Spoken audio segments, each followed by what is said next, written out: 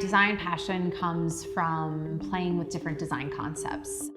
The old versus new, the hard lines with sculptural movement, feminine versus masculine, textural versus smooth, right? So when you take all these different concepts and even though they are opposite, and you find the balance between the two of them, I think that's when design becomes very elevated.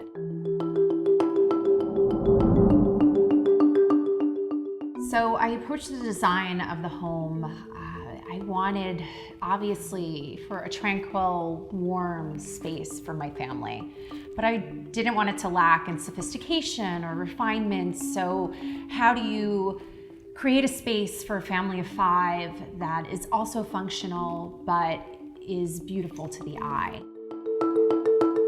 I love how I've married different materials, from the brass work with the bronzed glass to the stone being used, and picking, a quartzite and madrepola for the kitchen that was super functional for our family, low maintenance. The kids can take a hammer to it. We're totally A-okay.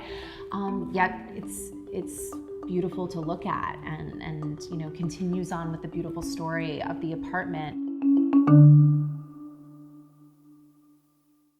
We started off kind of just, what can we do to make this space more functional and create these beautiful zones? And then once you get those details, you can take it to the next level of details. And it's like, well, what is the material? How are we going to create some texture?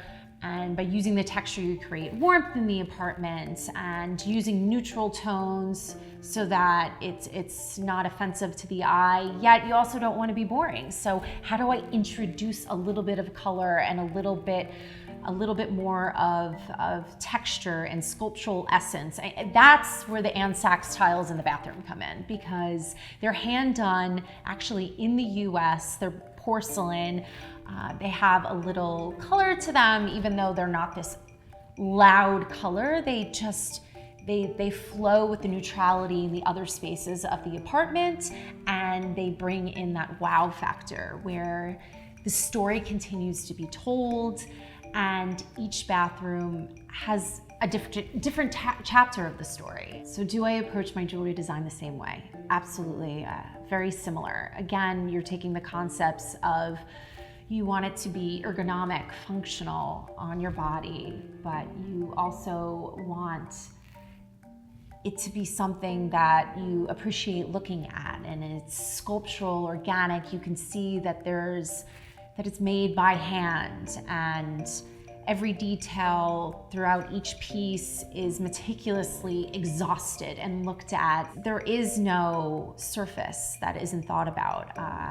And I treated the design of the apartment the same exact way. There was no surface, there was no wall, there was no floor, there was no area in this apartment where it wasn't thought of how to, one, make it more efficient, more functional, feel larger, but 2, how do we create this beautiful design story where it's unique and sophisticated, but timeless in the sophistication. Timeless, I mean, you don't want to renovate a space and then feel, okay, 5 years from now, 10 years from now, we need to go through this process again. No, I think when spaces are designed really well, it is a story that can be carried on for a lifetime. And I think that's the story that's being told in this apartment, is these details, these elements, these materials that are being used, they're allowing the narrative to go on for many, many years.